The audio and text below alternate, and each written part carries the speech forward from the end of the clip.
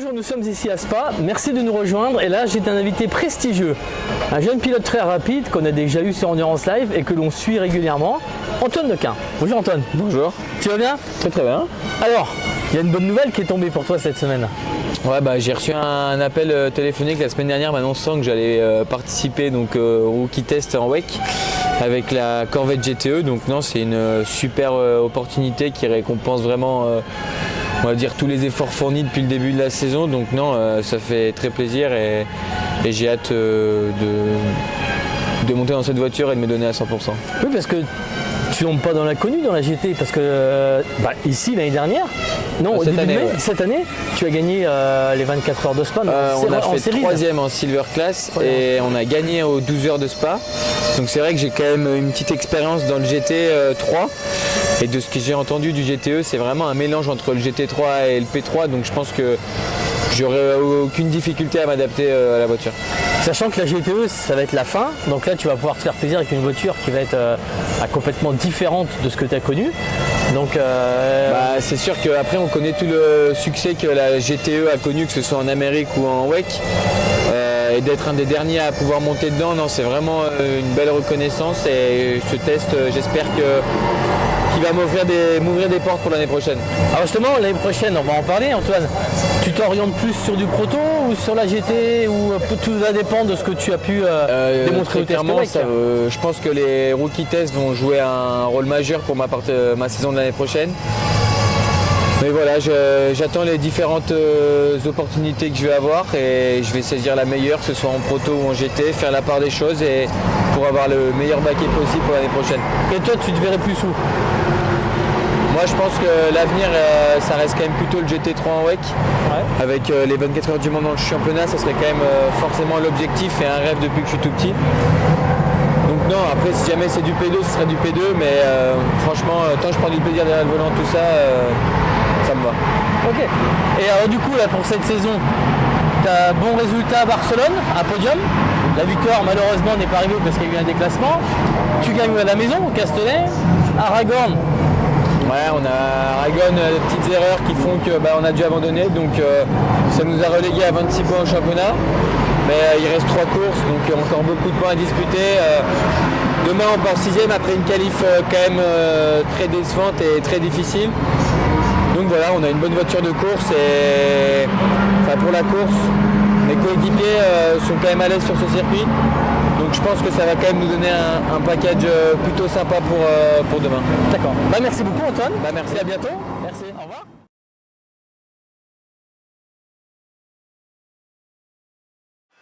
Bonjour. Alors aujourd'hui je reçois le troisième de la course, le Mans Cup. Première Michel. Bon, Fabien, c'est avant. Alors, ça cartonne en ce moment là le Mans Cup. C'est incroyable, mais là la course c'est le truc de fou, ceux qui l'ont pas vu, il faut regarder le replay, je pense que ça vaut le coup. Tu considères comme un survivant? Non, après on le savait que c'est pas pour moi c'est pas normal de faire un prise de risque. On sait que c'est compliqué, on sait que les températures étaient extrêmement froides, donc les pressions et les pneus étaient on savait que c'était compliqué pendant quelques tours, mais non, ça a pas avec la photo maintenant pour les ça s'est enchaîné des accidents sur accident. Après effectivement je pense qu'il fallait passer à travers les gouttes. Une position de départ qui n'était pas optimum par rapport à ce que j'espérais. Mais bon écoute, après l'effet de course on fait qu'on est là et on est resté sur la piste. C'est la course. C'est la course, exactement. Donc là, Monsieur Michel, on l'a connu vainqueur archi au GTS. Et là Monsieur Michel il gagne en proto et en le Mans Cup. Je ne gagne pas encore. Pas loin, en tout cas. Ça va arriver, c'est une question de temps. Au championnat, c'est je pense que ça nous replace dans les 5 premiers, mais là je pense qu'on va être deuxième ou troisième à la vérité. C'est bien pour la première saison. Après, le niveau est très très haut, c'est ce que je recherchais ici. 29 voitures ou 30 voitures, je sais pas exactement sur les P3. Il y a un niveau qui est pour moi, c'est ce que je recherchais la compétition, et c'est vrai que là, parmi les premiers, c'est une voiture qui est pas de championnat. Ça nous vient, tu peux faire un petit bilan. Ça podium encore partie de la route, et après ouais, sur le podium final, là il faut qu'on regarde un peu les points pour la victoire, je pense que ça va être un peu compliqué, mais tout est faisable. Alors GT3, enfin oui, GT3 ou LP3? Bah écoute, déjà il fallait passer une étape l'aéro, voilà, on est passé du GT4, on a arrêté, maintenant écoute, il y a des discussions, on verra comment ça se passe. Le P3 c'est vraiment une belle école, c'est dommage qu'on ait des courses aussi hachées, ça peut nous rendre challengé par rapport à cette saison. Mais on l'a aussi dans le GT4. Voilà, c'est des courses où il y a beaucoup de cartes de voiture. Et après les prochaines équipes, on verra. Bon bah super, très bien. Merci Allez, beaucoup. merci bien. Ciao, Profite tout le bien. monde. Et nous on se retrouve.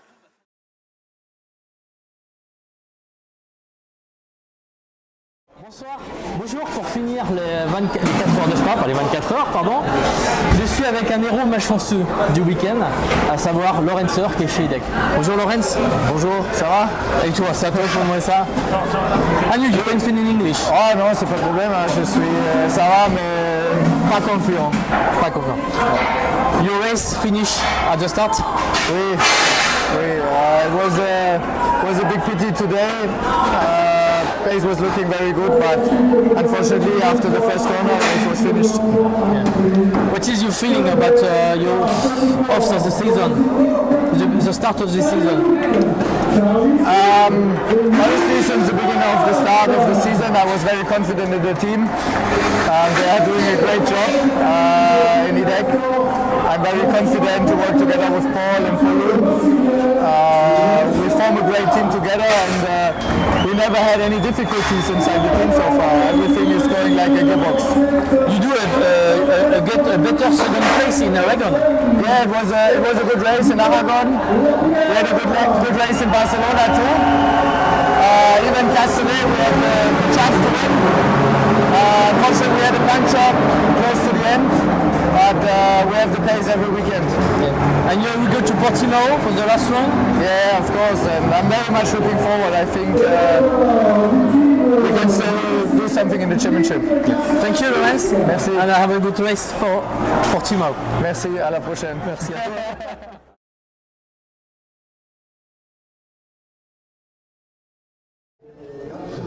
Bonjour, que de chance aujourd'hui à Spa pour nous. Nous recevons Alessio Piccarello, le vainqueur des 4 heures de Spa en catégorie LMGTE. Alessio, vas-y, bois un petit coup, prends le temps. Je vous en prie. Comment s'est construite ta victoire? Elle est belle quand même. Alors c'est une belle victoire, ouais. On avait une bonne pace, un bon rythme toute la course. Ryan a fait un job exceptionnel au début. Il a gardé la tête, il construisait un écart. Après, il y a un safety car qui nous a un petit peu ruiné tout ça, qui nous a fait retomber 3e à plus d'1 minute des leaders. Et après, il fallait juste prier pour avoir un autre safety car parce qu'on savait qu'on allait repasser au pit stop puisqu'on devait remettre moins d'essence. Et c'est ce qui s'est passé, mais après il reste encore 1h15 à faire. Donc en théorie on peut faire un peu plus d'1 heure sur un plein. Donc on savait qu'on allait devoir sauver de l'essence et on espérait avoir quelques safety cars pour essayer de nous aider. Et ça a été le cas. Ça a été le cas. On a eu plusieurs safety cars, ce qui nous a permis après de se concentrer vraiment à garder la tête. Et pour être honnête, j'avais la situation sous contrôle, je me sentais bien dans la voiture. Est-ce que tu as fait le dernier relais? Exactement, ouais, je me sentais bien dans la voiture. Je voyais qu'il y avait Kiroli derrière moi, mais j'avais la situation sous contrôle. Donc j'aurais même préféré qu'il y ait moins de safety car pour que je puisse construire un petit matelas. Mais bon, voilà, tout s'est bien passé. Alors ces derniers tours pour la course à domicile, bon moment? Ah ouais, c'est vraiment gai de gagner à la maison, surtout qu'aujourd'hui il y avait beaucoup d'amis, de famille, etc. Donc gagner à la maison c'est toujours spécial, surtout avec mon équipe. C'est la dernière course de la GTE, de la Porsche RSR aussi, et dernière course à Spa je veux dire. Donc c'est un énorme plaisir. Merci beaucoup Alessio, on va te laisser vous. profiter, c'est bruit, c'est guitare. Merci beaucoup. Au revoir Alessio. Au revoir.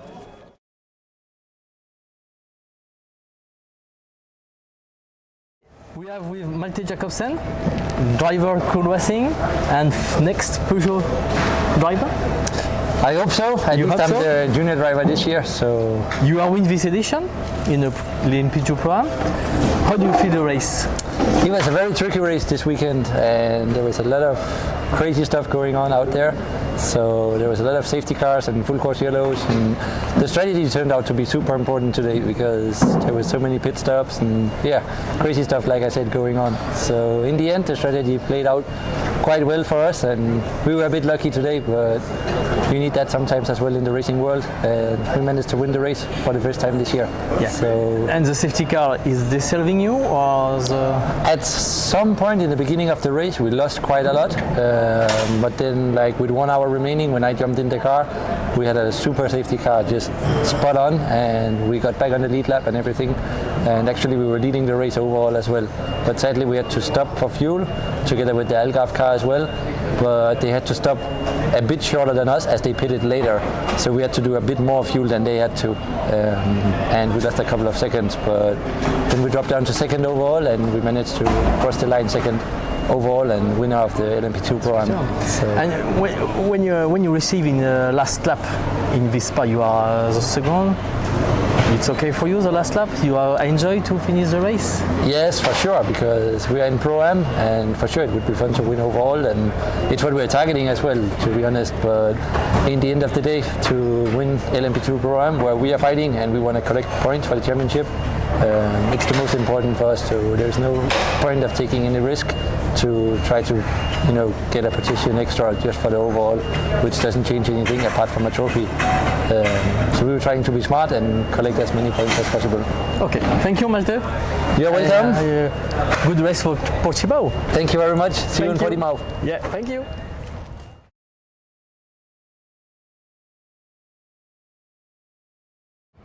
Bonjour, et ben on a de la chance, on a le vainqueur LMP2 Pro-Am aujourd'hui avec nous. Une personne très sympathique qui a un palmarès énorme en endurance, Nicolas Lapierre. Bien, Nico, bonjour. félicitations. Bonjour. Merci, c'est gentil. Alors comment s'est passée ta course? C'est une course chaotique, ouais, très difficile, beaucoup d'accidents, beaucoup de safety car, full course yellow, donc ça n'a vraiment pas été facile à gérer. Mais l'équipe de stratégie a fait du bon boulot, on a réussi à passer à travers toutes les embûches et puis finalement on a pris même la tête de la course à un moment. Sur le dernier pit stop, malheureusement, on l'a perdu et puis on termine deuxième au général avec une voiture Pro-Am et on gagne Et la vous étiez pas trop loin. Non, on était juste derrière le vainqueur général. Donc Tout à fait. Non, c'était bien. Écoute, c'était une super course. La voiture a bien marché. Les pit stops se sont bien déroulés. Mes deux équipiers ont aussi bien roulé. Donc vraiment satisfait de ce résultat. Une bonne course alors. Même Ouais, d'ensemble clairement. pour l'équipe parce que Pour l'équipe aussi, parce que c'est vrai que la voiture pro finit sur le podium aussi, avec un peu moins de réussite lors du dernier safety car. Elle était en tête jusqu'à Tout à fait. voilà, quelques dizaines de minutes de la course. Donc c'est un peu déçu, mais malgré tout, elle fait un podium. Et puis notre LMP3 qui remporte la course, qui était déjà en tête du championnat, qui remporte la course. Ça, c'est vraiment de bon augure pour la finale à Portimao. oui, parce que là du coup les écarts se resserrent et tout est Ouais. encore possible et envisageable. Tout est possible. On est bien revenu sur les deux championnats. Et puis la P3, je pense qu'on va prendre un peu plus d'avance. Ouais. Donc voilà, on va aller Portimao. C'est un double événement, donc ce sera une première. Ça va être dense, là. intense, ouais, intense, dense. Il ne faudra pas faire d'erreur parce que le timing est très serré. Mais c'est un circuit qu'on apprécie bien, sur lequel on a toujours été assez performant. Donc voilà, on est impatient d'être au mois prochain. Donc du coup on finit sur une bonne note pour attaquer Portimao à bloc. J'espère. Écoute, en tout cas, tous les championnats sont jouables. On est en bonne position dans les 3 championnats. En Michelin Cup aussi, on est 4e et 5e. Donc voilà, tout se passe bien et on attend cette finale. C'est une belle course. Moi, j'aime bien aller là-bas. La météo encore clémente. L'endroit est vraiment très sympa. Le circuit est plaisant. Donc on va s'y rendre avec grand plaisir. Eh ben super. Eh ben merci beaucoup Merci. Nicolas. Merci, un plaisir. Au revoir.